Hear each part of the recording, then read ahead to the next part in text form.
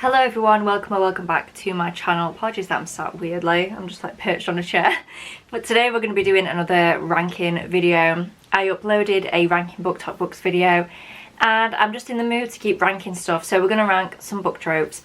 There are 97 on here and I do have a limited time to film this, so we might not rank all of these. I think I'm just going to go through and pick the ones that I've kind of got an actual opinion on and rank those ones. So without further ado, let's rank some book tropes. So just to quickly run through the tiers, we've got Inject This Into My Veins, my absolute favourites. I will read this no matter what.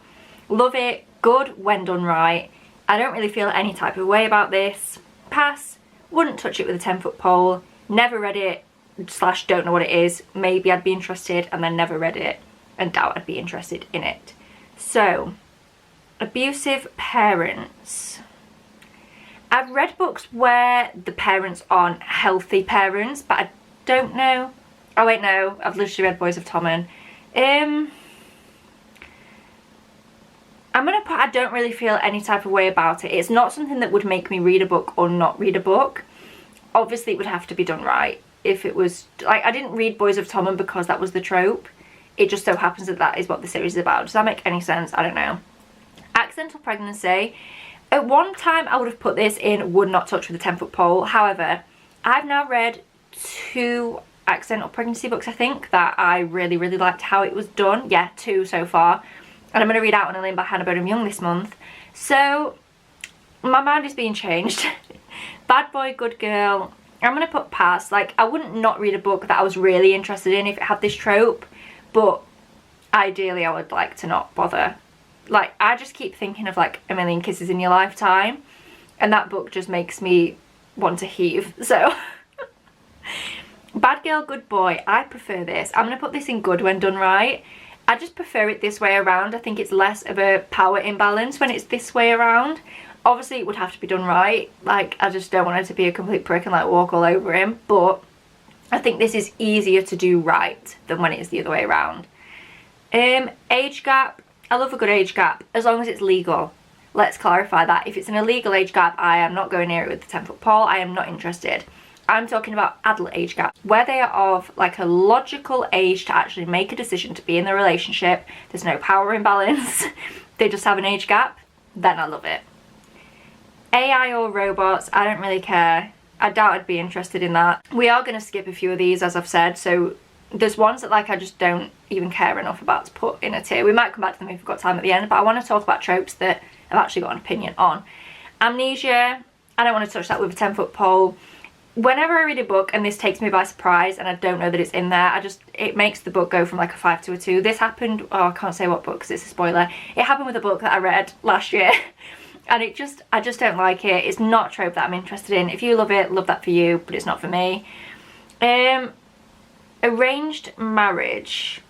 I don't really feel like I've read much. I probably have read it, but I don't really remember reading it. But I think I would be interested to read it. Maybe in like a mafia setting. I've never really read a mafia book before. So I think maybe I could be interested in that. The Chosen One. I actually quite like this. I know that that's controversial and like people don't like it. But I actually do kind of like the Chosen One trope when it's done right. Is it always done right? No, it's not. But I do kind of love it when it is. Billionaire romance, I've read quite a lot of these. I don't really feel any type of way. Like, if he's a billionaire, he is. If he isn't, he isn't. I think it can easily not be done right. And it can create like a power imbalance. But sometimes it also is done right. So it just depends really on the main character. It wouldn't put me off a book, but I wouldn't read a book just because it's a billionaire romance. What else have we got? Bodyguard romance. Currently, I don't feel any type of way. I have read a couple and I enjoyed them enough. But I would like to read some more of these because I really feel like I would love it if I read more of them. Brother's Best Friend.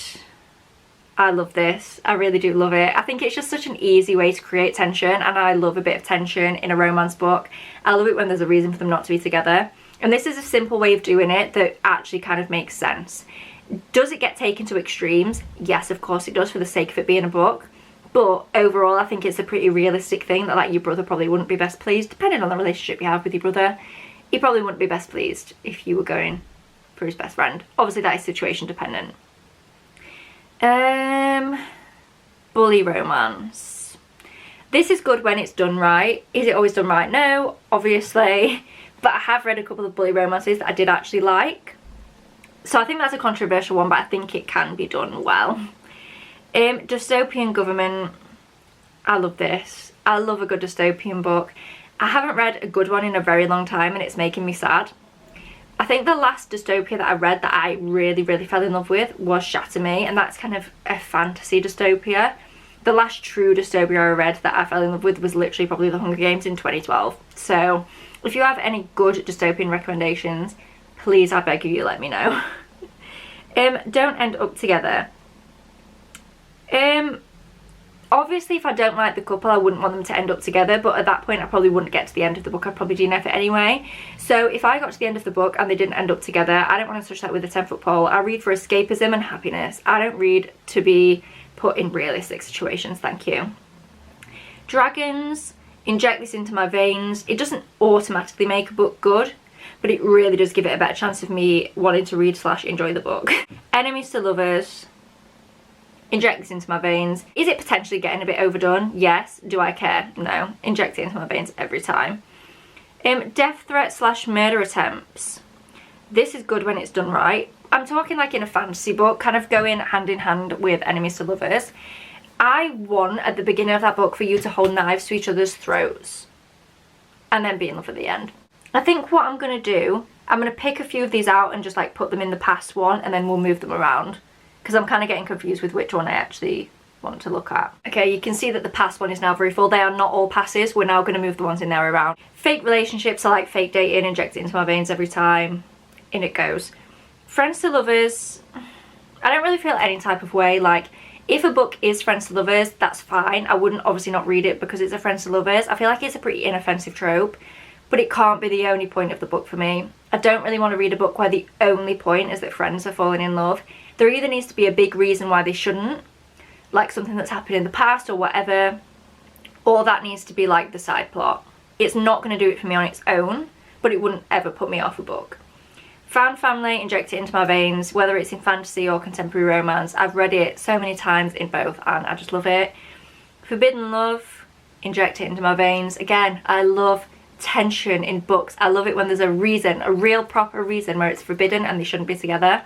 I think this is more like fantasy when it's forbidden love, but it can be done in contemporary romance in a different way. Grumpy Sunshine, good when done right. It is a bit overdone now. I feel like every romance back in the day was Grumpy Sunshine and it was just a bit like, come on. But I feel like it can still be done right, but what I like is when he's grumpy, but you can tell he's got a soft spot for her. I don't like it when he's just rude, whether that be to her or other people. Rudeness and grumpiness isn't the same thing, and I think we need to remember that when we're writing books. Huge height difference. I'm going to keep that one in pass. I don't really care about it as long as it's not mentioned every 5 minutes, but if that's the point of the book, I have no interest in reading about that. If your only personality trait is your height, you should not be the main character of a book. Forced proximity, inject that into my veins. I love a good bit of forced proximity, whether that be for whatever reason it is. I just love it almost every time. I hate everyone but you. This goes into like the Grumpy Sunshine thing. That's the kind of Grumpy Sunshine that I like, where it's like, yeah, you're grumpy, but not to her. Insta love, love at first sight, no interest. If that happens in a book, I'm probably just going to DNF unless there's something else that's really intriguing me to carry on, because like, where's the tension, where's the stakes? If we're in love at first sight, literally what is the point? Okay, let's go back to the bottom and pick some more out. Okay, again, I've filled up the middle-ish tier just so it's easier to do. But knife to throat, inject it into my veins. As long as it comes with an enemies to lovers, inject it into my veins. Love triangle, I'm going to keep it in pass. If it was in a book where the rest, like particularly in a fantasy book, where maybe the whole plot and the world sounds really intriguing and it happens to be a love triangle, like The Hunger Games is a love triangle, but it's not the main point of the trilogy. Do you know what I mean? So if the love triangle's there, that's fine, but I don't really have much interest in reading it if it's the whole point. But I wouldn't... Now I'm going to keep it in pass, because I do feel some kind of way about it, but it's not past the point where it's like I would never ever read it. Letter writing, this is good when it's done right. So like, is that book called Dear Aaron by Mariana Zapata? That wasn't done right. The whole first half of the book is just letters and then it starts a normal book. But when the letters are like in red, white and royal blue, where it's in, well, there's the emails, but same thing, interspersed throughout the book, I love it. I'm obsessed, whether it's text, emails, letters, interspersed throughout the narrative, obsessed. I really do love it. Mafia romance, I don't think read any, but I think I would be very much interested in reading some, so if you have any good recs, leave them down below. Mutual pining, I love this.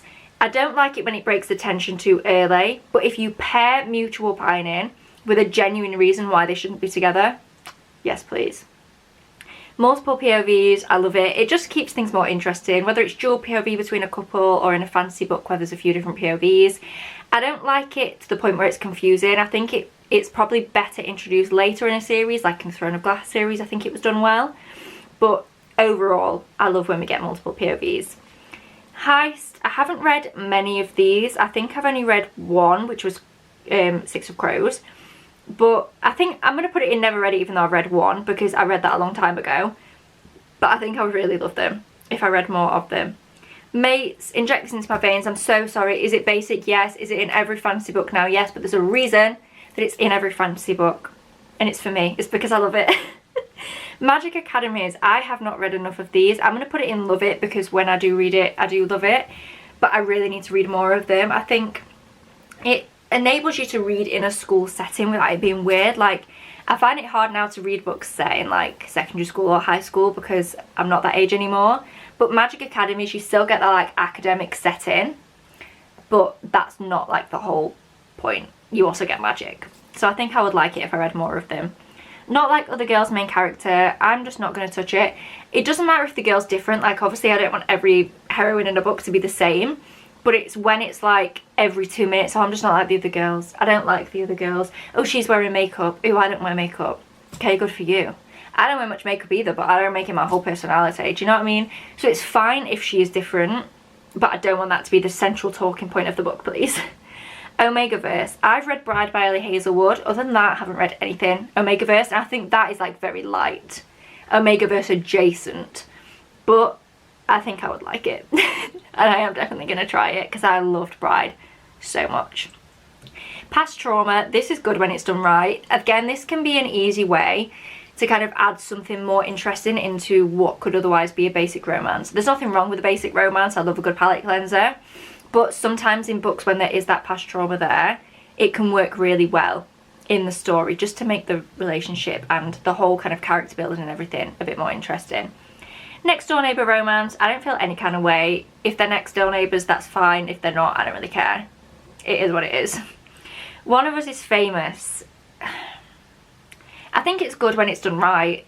I haven't read too many of these. I read Ghosted by J.M. Darhauer and I really loved that book. So it definitely can be done right. But I think it needs to be done in a certain way. Second chance romance. Again, I'm going to put it in good when done right because there needs to be a reason why they stopped being together.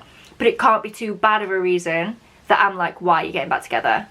Do you know what I mean? It still needs to be clear that they belong together. But there needs to be a good reason why they broke up. So it needs to be done right. Slow burn, inject it into my veins. If it's not slow burn, I'm not interested. Obsessed. And when I say slow burn, I'm like, I don't want your lips to touch until 98% through that book. Otherwise, that's not slow burn enough for me.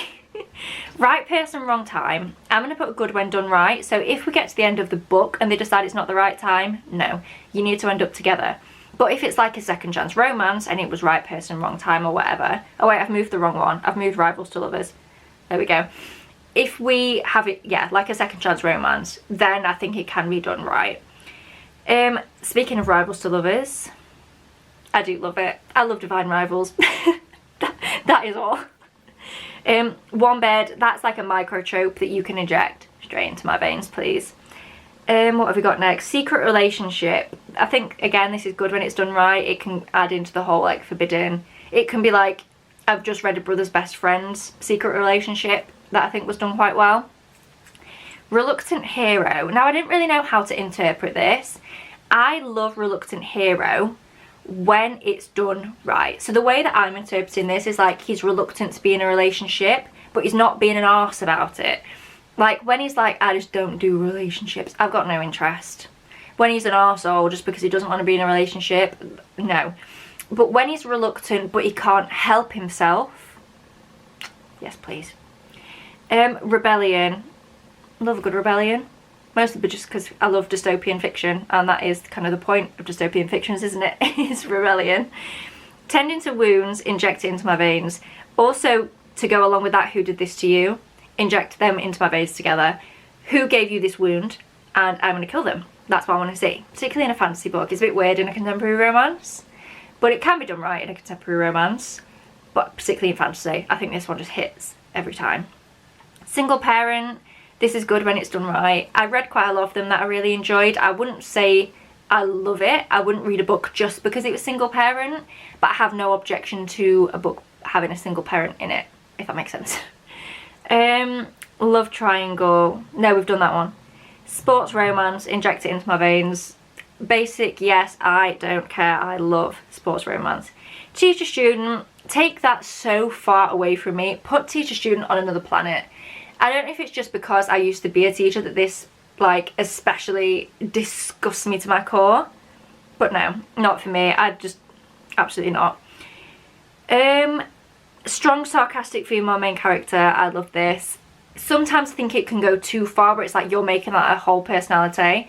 I quite like it when it's like a strong, sarcastic female lead, but she has that vulnerable side and she's not afraid to feel that vulnerable side. You know what I mean? Like, strong and sarcastic, but also she knows it's absolutely okay to be feminine and to be a woman, or to not be those things. Like, does that, any of that make sense?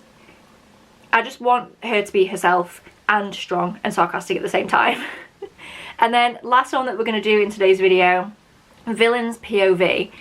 I'm not really sure that I've ever read this. I've read a couple of books from the series by Emily McIntyre, like the reimaginings of Disney, where like the whole point is that it's the villain, but I don't think I've ever read a book where like there's a good guy and a, like, where basically where the villain isn't the main character but we see their point of view. But I think I could find that very, very interesting if I ever found a book where that was the case. So yeah, we're gonna pause there for now. The rest of the ones down here I don't really have much to say about. I've tried to pick out like the more popular tropes that I've kind of got opinions on or that I've read from before. But yeah, thank you so much for watching this video. Please do give it a thumbs up down below if you enjoyed. Subscribe if you haven't already, and I will see you in my next one. Bye!